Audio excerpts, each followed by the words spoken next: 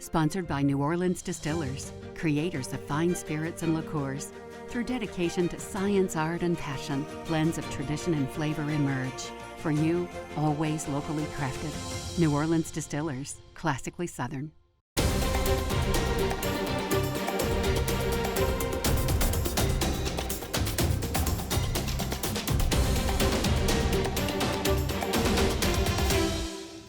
Hi, welcome to Wall Street Wrap Up, and hope your week went well. I'm Andre Laborde.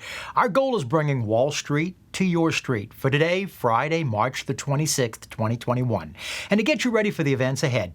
Well, this week, actually this past Wednesday, marked the one-year anniversary when the market dropped 34% and hit bottom. The United States technically went into a recession with that plunge. It was the worst drop in the market since October 1987, over 33 years ago. Well, how has the market performed the last 365 days? We'll tell you, so stay tuned. But coming up, we'll be also talking with the creator of MSNBC and CNBC, Tom Rogers. Tom was also president of NBC Cable, as well as the CEO and chairman of the board of TiVo, and he'll be here in just moments away, so stay tuned. But first, how did the markets do this week? Well, the Dow Jones Industrial Average ended the week at 33,087. That was up 468 points for the day and up 1% for the week. And the S&P 500, they closed today at 3,912. That was up 67 points for the day and up 1.5% for the week. And finally, the NASDAQ, they finished the week at 13,142, up 164 points for the day and down 0.5% for the week. The indexes all closed at session highs for the day. The Dow, the S&P 500, and the NASDAQ had a two-day winning streak, and all three indexes posted weekly gains. Well, let's get to our guest tonight. He is the creator of CNBC, of MSNBC, the former president of NBC Cable, and he's the one man who can sort through the cable and streaming questions we all may be having, and he's here tonight. Tom Rogers. Hello, Tom. Thanks for having me. Great to be here. You know, I just think it's just fortuitous for this week especially also. Anytime would be good to have you, but Viacom CBS, which is up over about 300% in 1 year, they've offered themselves for a $3 billion to be able to get extra cash coming in, but it's down maybe about 15 to 16% this week. Do you think that they'll get that back? Well, I think they may be down even further based on where they were yesterday versus today. And no, I think the stock got way ahead of itself. I think that what the offering shows is that there was an appetite at the close to $100 share level that Viacom was selling at among institutional shareholders.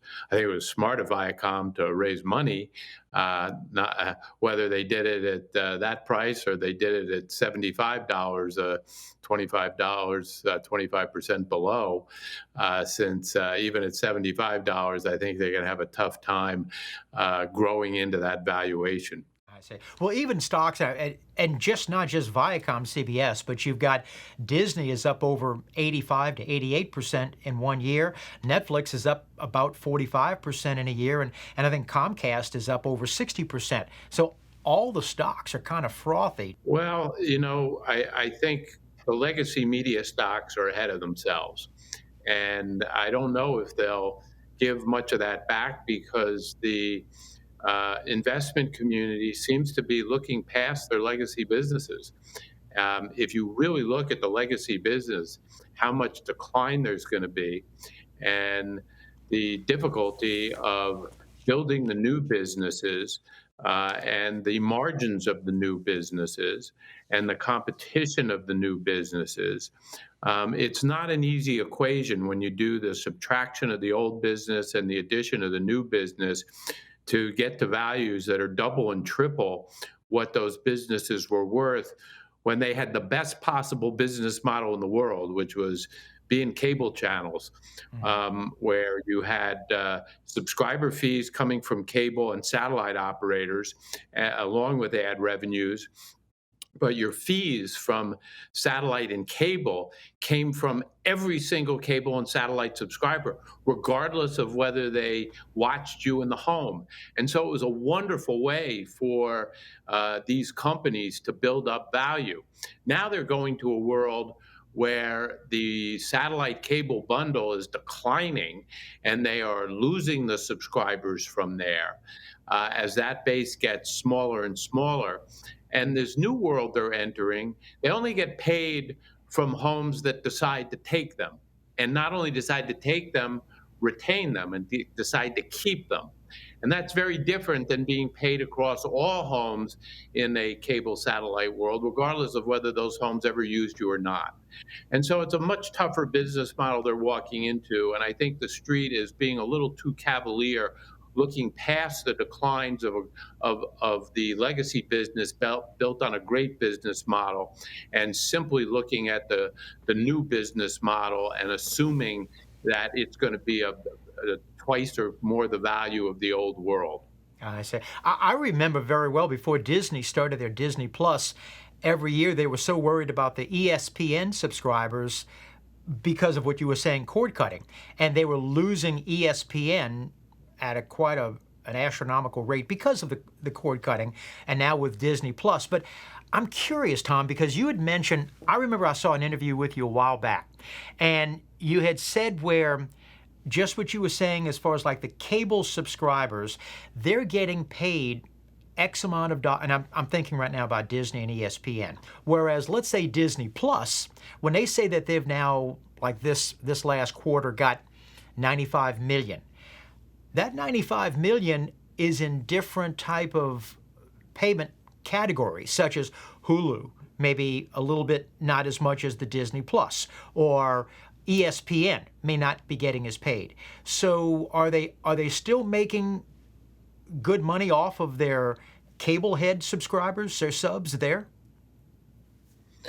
Well, they are, but remember, there were 100 million cable satellite homes, and we're quickly on our way to about 70, and in the next few years, probably be at 50. So those are homes that, say, Disney is getting $17, $18, $19 a home when you combine their broadcast and all their cable interest, the biggest piece going to ESPN.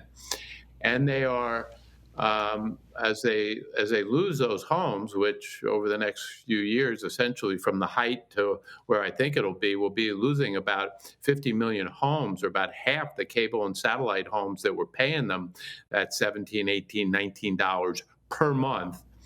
They're moving to a world where Disney Plus costs $6.99, or if someone takes the Hulu, ESPN Plus, Disney Plus bundle, they'll get $12.99 or soon to be $13.99. And one, that's a lot less than $17, $18, $19. Two, the margins on that are very different, because when you're being distributed by wholesalers, when you're selling wholesale, being distributed to the consumer by cable or satellite, you bear a whole lot less of the technology and marketing costs. The technology and marketing cost when you're selling directly to this consumer in these direct-to-consumer streaming services, the content company bears all that cost, and so the margins on it are lower.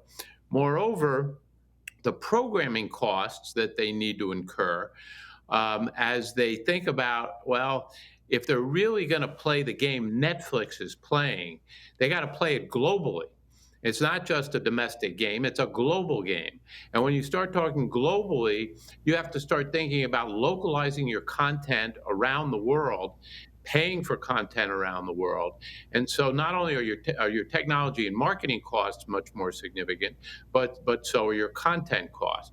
And the question is, do you get to the point that you have enough leverage to get your pricing up and enough homes on a global scale that you can really make up for what will be that significant decline in your domestic cable satellite business, and what a good model it was built on?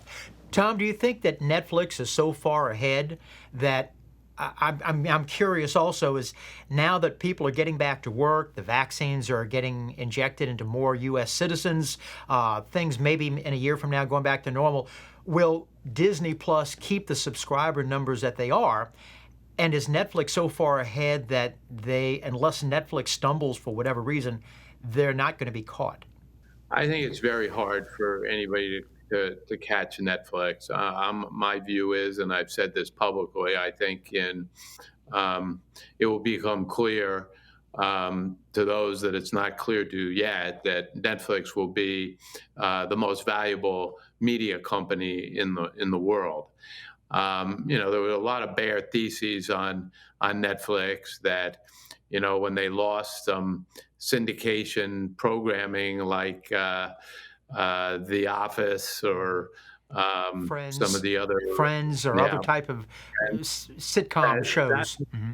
that was the end of Netflix. That was that they were goners then, and obviously that's proved not true. Don't bet Then they against Reed no Hastings, huh? Right. And when I was CEO of TiVo, we were the first ones to take Netflix out of the computer and to take it to the television set to show that this world of streaming to the TV and Netflix type content could be the future of television.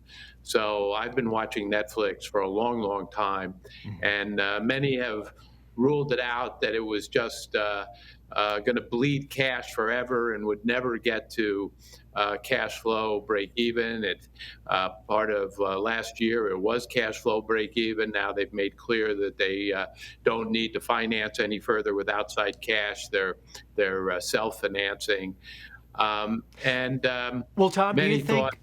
I'm sorry, I didn't mean to interrupt you, but I'm just curious.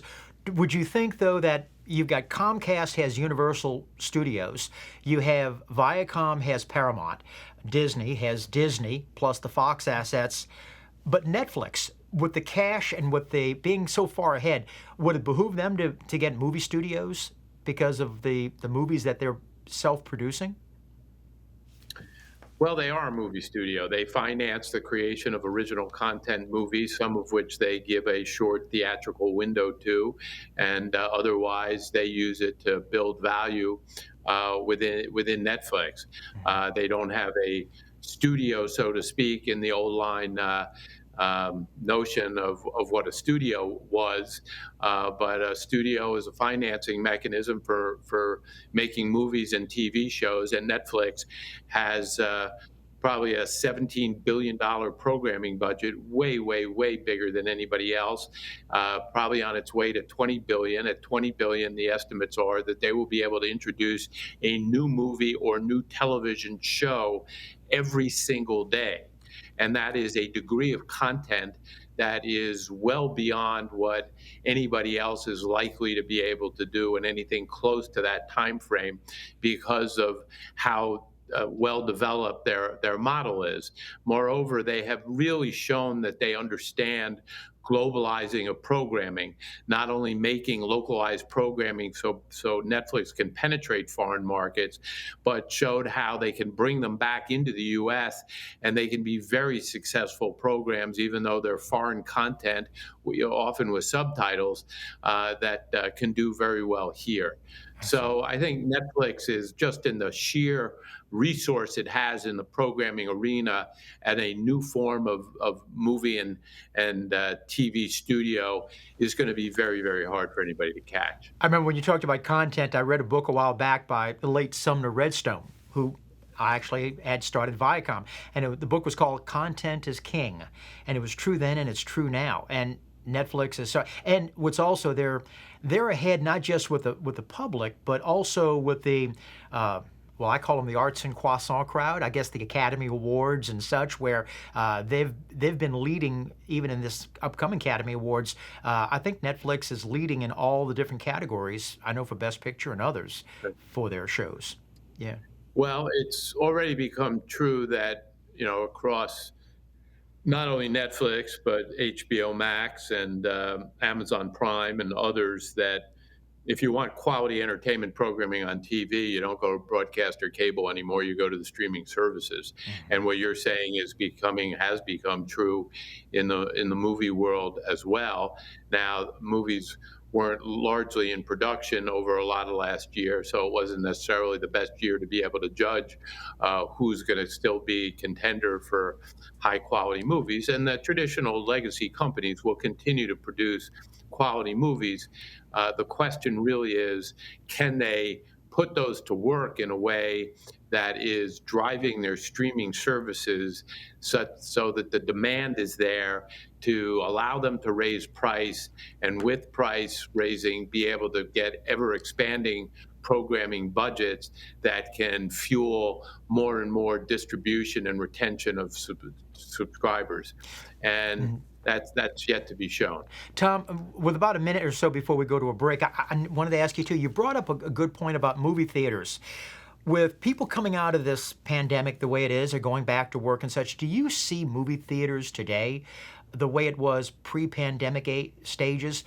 And what I'm also thinking is, you've negotiated so many different deals. One of the deals that movies used to have was percentages of talent, whether they be on camera or directors. With it going right to streaming, I'm sure they're not going to like this very much, not going to a theater first. Well, yes, for very successful movies, the top talent in terms of how they were packaged and the back end they'd get from how product would move through the theatrical window and elsewhere. That was a very lucrative way in success for talent in front of the camera, behind the camera, to do very, very well. But when I was president of NBC Cable, there was a notion that there are no more, you can't have more quality shows because there just aren't enough good writers around. Well, what streaming services have shown is there are a lot more good writers around than people thought. And a lot more people are getting TV packages, and the ability to bring people into the industry to write and produce is still a very, very healthy business. The top end people may not have the same deals that they were getting before, but a whole lot more people with talent are being brought in and doing some great work. And I think consumers are benefiting from that. We're talking right now with Tom Rogers. We're so happy to have him. We're going to take a break right now, but we'll be right back. Don't go away.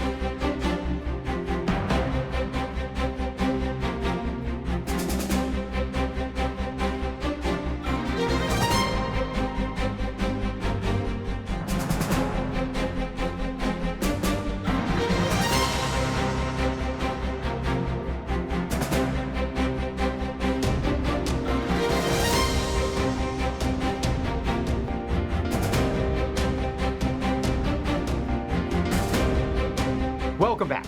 Tom, thank you very much. And if you're just joining us, we're talking with Tom Rogers. And right before break, we were talking about movie theaters and the deals that they used to make with percentages for talent and such. And how do you think movie theaters will be eventually getting back to the way it was before pre-pandemic stages? Or do you think now that they're going to be starting to stream much faster than ever before, where at one time they used to go to the theaters?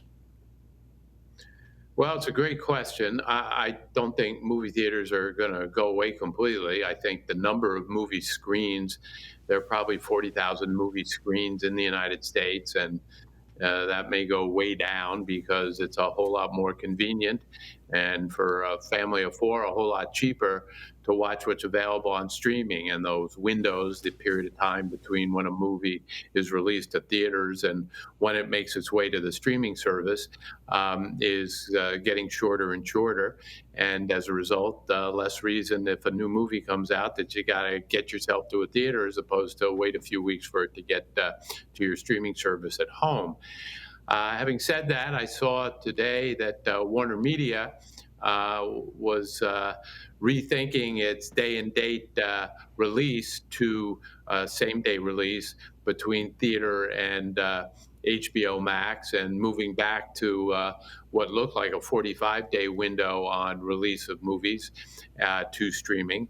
And that does give movie theaters a little more breathing room. I think that whole window, how long it is going to be volatile a bit till people arrive at the right model. But protecting movie theaters is no longer sacrosanct. It's no longer something that I think the studios feel compelled to do. They're trying to find what's the right mix for them in streaming and theatrical revenue. And my guess, it ends up being shorter and shorter, and therefore fewer and fewer movie screens over time. Yeah. Tom, with just a minute and a half or so we've got, I want to ask you about, you're the executive chairman of Engine, which was, you were with WinView, and this is now Engine with esports. And it just happened this last week that Amazon is now paying the NFL $1 billion a year to have exclusive rights to their Thursday night football games. Do you see that this is going to be getting only bigger now with Amazon and with other types of esports? Well, Amazon's a fascinating company for a lot of reasons, but they're obviously putting a lot into being a movie studio and entertainment programming through Amazon Prime. And I've been playing around with sports some. Now they made a big bet on sports, and that's a big bet on live television. But they're going to be streaming that programming. And my guess is not only in the way that people have come to understand Amazon on the TV, but also through its gaming platform, Twitch, which is an esports gaming platform. And they will make the football games, I would imagine, available through the Twitch gaming platform as well, to pick up younger viewers who just aren't in front of television sets anymore and don't watch traditional TV anymore. So Amazon is not only a big player, but they're driving youth exposure to traditional sports, while youth gets more and more interested in esports as the form of sports that they like to see competition play out in. Tom, we got about 30 seconds. Got a question, your thoughts on gambling ease, like DraftKings or Penn National Gaming, which is up over 1,000% in 1 year. What are your thoughts about those? Well, it's an area that we at Engine are involved with, because we have the ability for people to play along in real time while they watch sports on television, make predictions what's going to happen. We don't do it as gambling. We do it strictly as a game of skill, which is legal throughout most of the country, even though you can win money doing it. But gambling, sports gambling, is clearly getting bigger and bigger. More and more states are authorizing it. And the media companies are going to need to associate themselves with new ways of driving sports revenue to them, as for the reasons I stated at the outset, they are finding fewer and fewer viewers and getting less and less money from cable and satellite. So it's going to become an important media element of the whole sports ecosystem. Tom, we've only scratched the surface, but we're out of time. Thanks for having me. Enjoyed it also. Thank you so much. Thank you, Tom. Appreciate it. Well, some business items in the news this week. History was made this week, and even Cornelius Vanderbilt would have been jealous when Canadian Pacific Railway has agreed to acquire Kansas City Southern in a transaction valued at about $25 billion that would create the first freight rail network linking Mexico, the United States, and Canada. The combination, which faces a lengthy regulatory review, is a wager on an interconnected North American economy. The three countries are reopening at different speeds, and rail volumes plunged last year due to the lockdowns, but have rebounded, though still having backlogs at California ports, and they've been delaying imports from Asia, which has stalled for some U.S. factories. The combined company will be renamed Canadian Pacific Kansas City and will have about $8.7 billion in annual revenue and employ nearly 20,000 people. It'll be run by Canadian Pacific, and Kansas City investors, well, they'll be owning about 25% of the combined entity's shares. Antitrust issues will still have to be resolved before the merger is completed. And Intel, on Tuesday, committed to a record $20 billion in capital this year to build 2 new plants in Arizona. Due to the start of the pandemic and quarantine in early March of last year, 2020, many automobile plants canceled semiconductor chip orders that are needed in their new vehicles. Well, now vaccines are being given and people are going back to work, and manufacturing plants are ramping up. Now those same semiconductor plants that were supplying auto dealers have found other buyers of their products. Well, this puts companies like General Motors, Ford, and others in a bind. The lack of new cars stands as a barrier to what could be a strong bounce-back year for the auto industry. And the lack of availability in semiconductors have been most acute for crossover and SUV models, including Jeep's Wrangler and Chevrolet's Tahoe. Ford Motors this week stated that they will close their Dearborn, Michigan F-150 plant through Sunday due to the global chip shortages, and automaker NIO is suspending their automobiles for 5 days due to chip shortages. The lack of availability of these semiconductors will be seen as sticker shock for newer models coming off the assembly line. Well, if you've got a question about finance or a comment about the show, we'd love to hear about you and hear from you. You can write us at andre@wallstreetwrapup.info. Keep it pithy or concise, and we'll be glad to answer your questions. And now for a look at what's ahead for next week. But first, this Scottish veterinarian invented the first tire in 1888. Who was he? We'll have the answer in just a minute.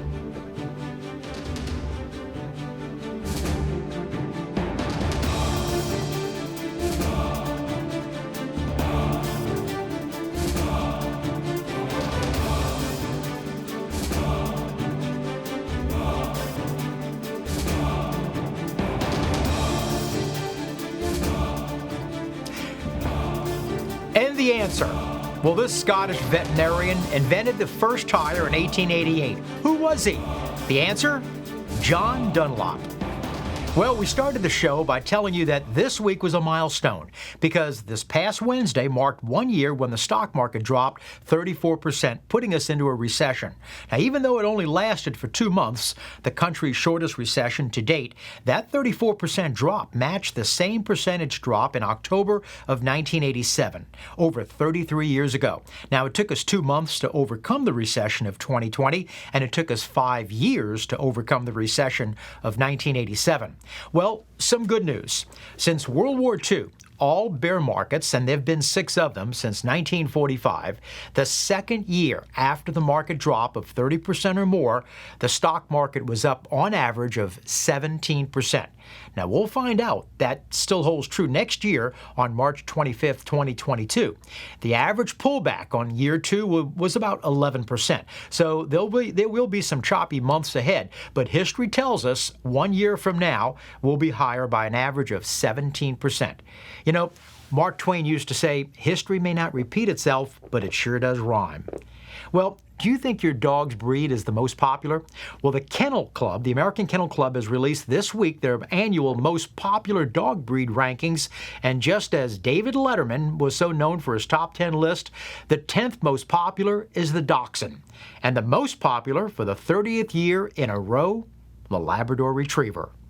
And finally, Krispy Kreme probably is not the first company you think of when you read the words public health. The donut maker is putting their hydrogenated soybean oil to good use with a creative promo.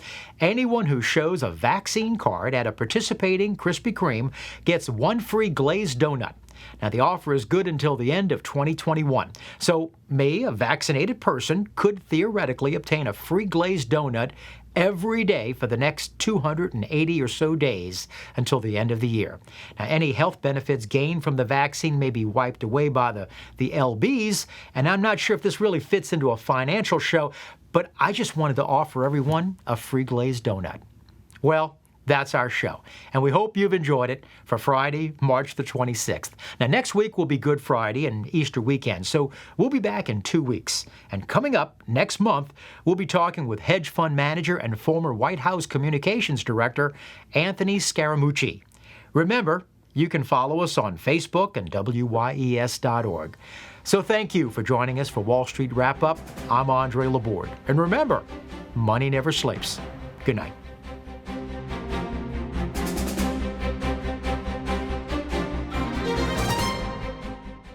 Sponsored by New Orleans Distillers, creators of fine spirits and liqueurs.